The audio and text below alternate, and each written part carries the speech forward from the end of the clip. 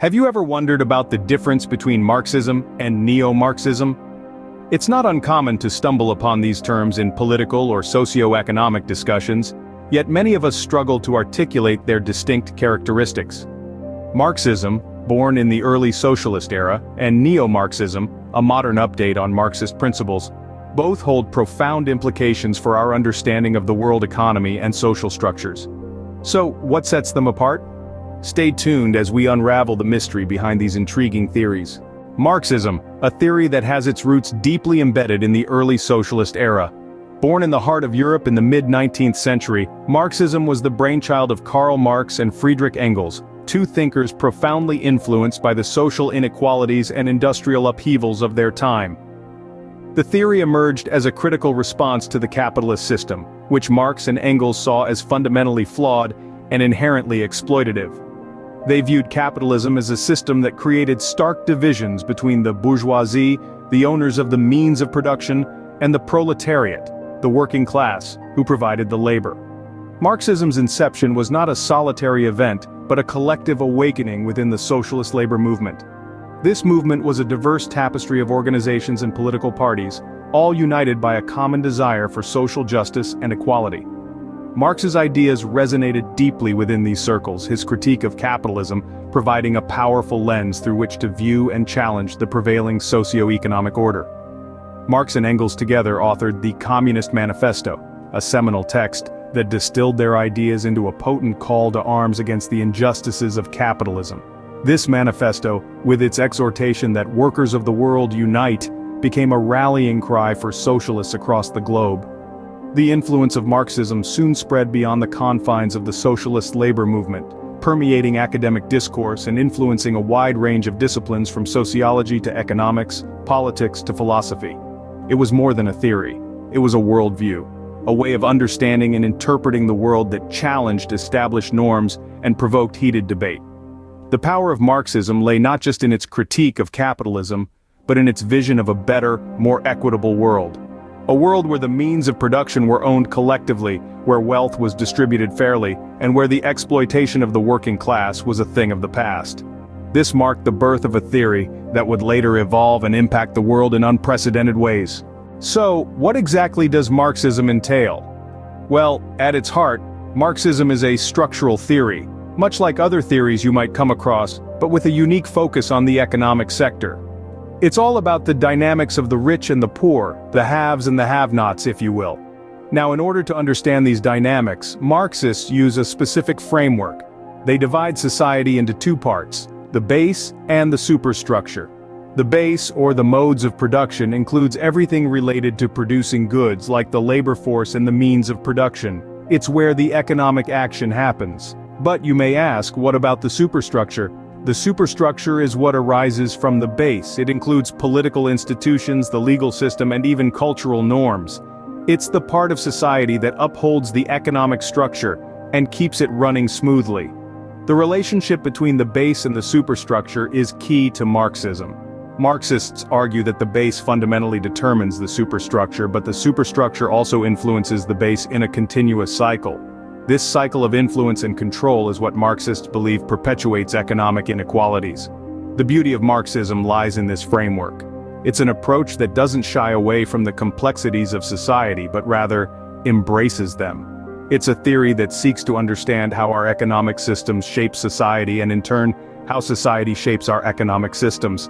These principles form the backbone of Marxism, setting the stage for its future evolution. Fast forward to the present day and we encounter a new player on the field, Neo-Marxism. As the name suggests, Neo-Marxism is a modern reinterpretation and extension of Marx's theory. But what sparked the emergence of this new school of thought? And how does it differ from classical Marxism? To answer these questions, we need to look at the societal and economic changes that have occurred since the time of Marx. In the late 19th century, when Marx was writing, the world was largely agrarian and industrial. Fast forward to the 21st century, and we live in a predominantly post-industrial society, characterized by service industries, information technology, and globalized economies. The old class structures have changed, and so have the dynamics of labor and capital. Neo-Marxism emerged as a response to these changes. The neo-Marxists argue that while the core principles of Marxism still hold true, they need to be updated and expanded to account for the complexities of the modern world. For instance, while Marx focused on the economic base of society, neo-Marxists argue that the superstructure, the political and cultural institutions can also have a decisive impact on the economic base. This is a significant departure from classical Marxism, which held that the economic base always determines the superstructure. Furthermore, neo-Marxists place a greater emphasis on the role of ideology in maintaining capitalist societies. They argue that the ruling class uses ideology, not just economic coercion, to maintain its dominance. This is encapsulated in the concept of hegemony, introduced by the Italian neo-Marxist Antonio Gramsci. Finally, neo-Marxists have expanded the definition of labor to include not just physical labor, but all forms of human activity that create value, a recognition of the shift towards a service-based and knowledge-driven economy. Neo-Marxism, thus, is a modern adaptation of classical Marxism, tailored to fit the contemporary world. It acknowledges the changes in the economic and social landscape and reinterprets Marxist theory in light of these changes. It's a testament to the enduring relevance of Marx's ideas, even as the world continues to evolve. Now that we understand what Marxism and neo-Marxism are, what sets them apart? Marxism, as we know, was born in an era of industrial revolution, when the working class was brutally exploited.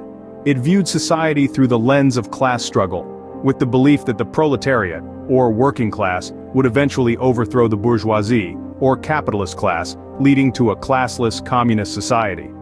This theoretical framework primarily focuses on the economic sector as the driving force of societal change.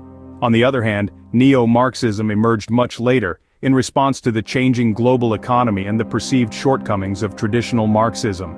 It updates Marxist principles to account for the complexities of the modern world.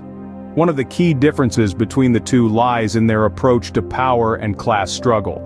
Classic Marxism places emphasis on economic factors, viewing class struggle in terms of ownership of means of production. Neo-Marxism, however, takes a broader view.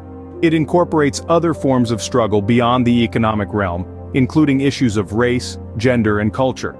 It recognizes that power structures can exist outside the economic sphere, and can be just as influential in shaping society. Another distinguishing feature is their stance on revolution. While Marxists advocate for a proletariat revolution to overthrow the bourgeoisie, neo-Marxists do not necessarily believe in a violent revolution. Instead, they argue for a more gradual and peaceful transition to socialism, through reforms and democratic processes.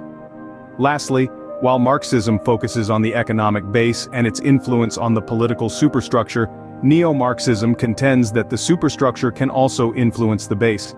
This is a significant departure from the base superstructure model of classic Marxism, and it allows for a more nuanced understanding of societal dynamics. In conclusion, both Marxism and neo-Marxism provide frameworks to understand societal structures and the dynamics of power. They both originate from a critique of capitalism, but their approaches differ. While they share common roots, Marxism and neo-Marxism each offer unique perspectives on the world. We've journeyed through the evolution of Marxism to neo-Marxism, but what are the key takeaways from our discussion? Let's take a moment to circle back to the starting point of our journey, the origin of Marxism. Born in the early socialist era, Marxism originated within the socialist labor movement, finding its roots in organizations and political parties of the time. The core principles of Marxism revolved around the idea of class struggle and the conflict between the proletariat and the bourgeoisie. It painted a picture of a world divided by those who controlled the means of production and those who did not. Fast-forwarding to the emergence of neo-Marxism, we saw a modern interpretation of these principles. Neo-Marxism was an update to Marxist principles, devised to account for the state of the world economy today. It sought to reconcile the teachings of classical Marxism with the realities of the contemporary world. We then delved into the distinctions between Marxism and neo-Marxism. While both theories are structural in nature, their focus areas differ. Marxism zeroes in on the economic sector, reflecting the relationship between the base, the modes of production, and the superstructure, political institutions.